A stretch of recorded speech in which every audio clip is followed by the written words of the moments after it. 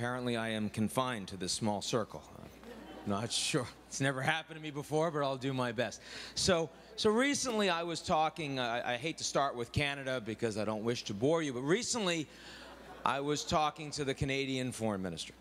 And he started the conversation by telling me how proud he was that his first trip as foreign minister was not to Washington, nice as it is, but to Beijing. And the reason for that is because unlike the United States and Europe, which he thinks is in decline, Canada's future will be in Asia. Now, the point is not whether or not you agree with that.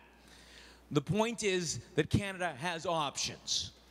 If the Obama administration decides they don't wish to build the Keystone XL pipeline, I happen to know 1.3 billion Chinese that would love to build an energy bridge to China.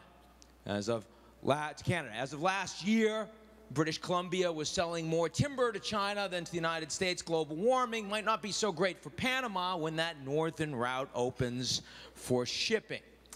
The Canadians have options. That makes the Canadians more resilient. The Mexicans don't. I like Mexico, but let's face it. You want to talk about whether or not Mexico will do well or not. Where do Mexican citizens bring their remittances from? United States. How about tourism? All U.S. Trade? America. Drugs? Right here, folks. Right? Good or bad, Mexico is a bet on the United States. Japan has nothing to teach us about growth. Absolutely zero. Over the last 20 years, they've had lost decades. They're about to embark on their third. They have an extraordinary amount to teach us about resilience. They just, of course, had Fukushima and the tsunami and the earthquake. They had the worst year they've had since Hiroshima and Nagasaki. Go to Japan today, you would not know that. There weren't riots on the streets. There was extraordinary capacity to rebuild that country. There's extraordinary support for what their government has been doing, their bureaucracy has been doing, their corporates have been doing. People talk about the fact that Japan has this big problem because they don't have immigration. And from a growth perspective, that's true. But for a country that doesn't actually integrate outsiders well, the lack of immigration actually helps foster more resilience. That's interesting to think about. Not popular politically in the United States. America treats immigrants very differently in terms of the way they come in. But it's important to understand what fosters and does not foster resilience around the world. The reason this is so important is because, of course, the world is changing. Over the course of the last more than half a century, the way that we grew was through the United States and U.S.-led processes of globalization. And so as a consequence, if you wanted to do well, you aligned yourself with that. Some people did, some people didn't. Bangalore, Shanghai, Singapore, New York City aligned itself very well with the processes of U.S.-led globalization. Detroit, British Midlands, maybe not so much. Now, that was an environment where you sought out risk, you sought out growth, you sought out alpha. We're no longer living in the U.S.-led globalization where we've experienced and we are experiencing a period of geopolitical creative destruction. We no longer have the G7 or the G8. The G20 is aspirational. We're living in a G0, a world where we do not have global leadership.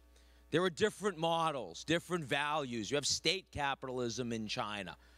You have the IMF and the efforts of different countries to put more money in, but only if we get to change the way those institutions function. Not clear what the next world order will look like.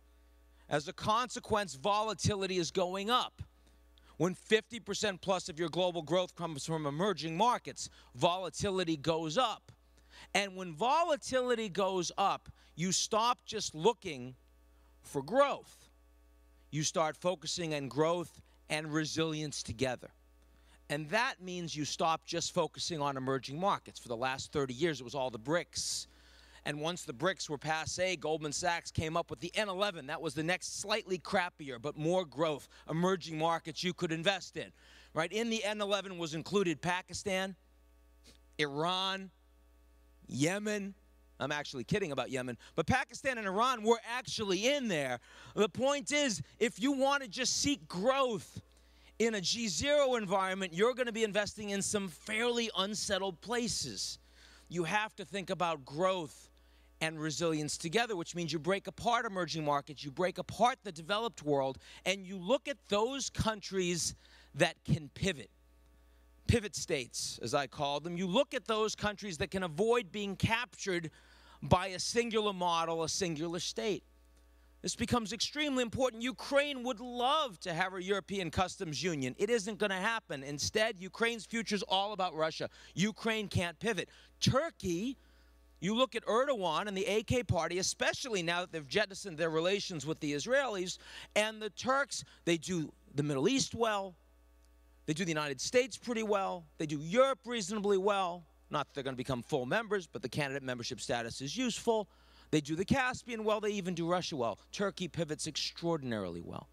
Now, pivoting isn't always easy, and it's not something that stays constant over time.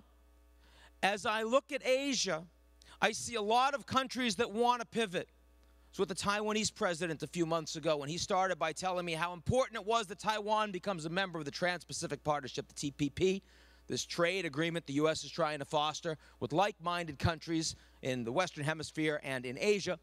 Talked about how we want to do bilateral trade agreements with the Singaporeans, New Zealand. That all sounds like pivoting. But you know what? Taiwan, their businessmen are all in mainland China.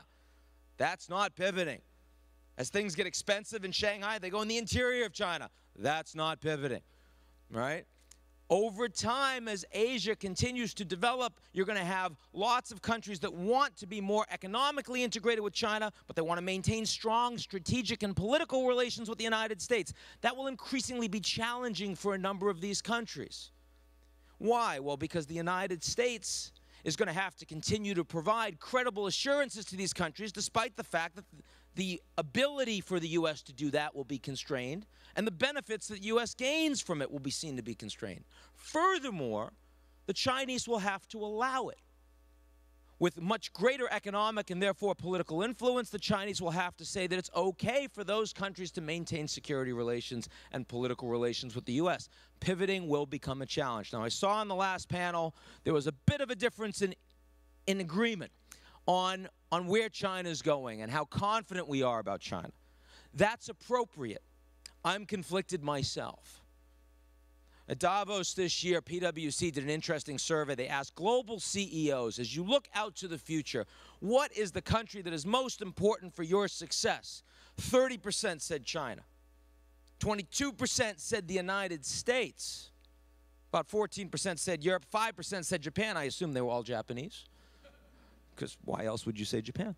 And the fact is, I believe those statistics. But 30% of folks are voting on the world's second largest economy. But for them to continue to grow, they must fundamentally restructure both their economy and their political system. Country of 1.3 billion people.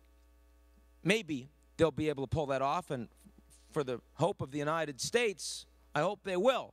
But there are no guarantees. When I think about China over the last 34 years, 10% plus state-directed growth, what we have seen is a very big car with a very strong engine going very fast down a very straight road. Only problem is there's a big turn in the road coming, because they can't keep doing cheap labor, manufacturing, exporting to the West that can't afford to buy their products. They're going to have to change their direction. Only problem is in the last 34 years, looking at China, I have not seen steering.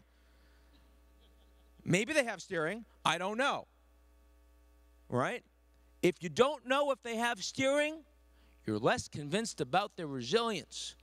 And might I suggest that one of the topics you guys should address very seriously over the course of this meeting is that very question. Thank you so much for your attendance and your attention today. Bye.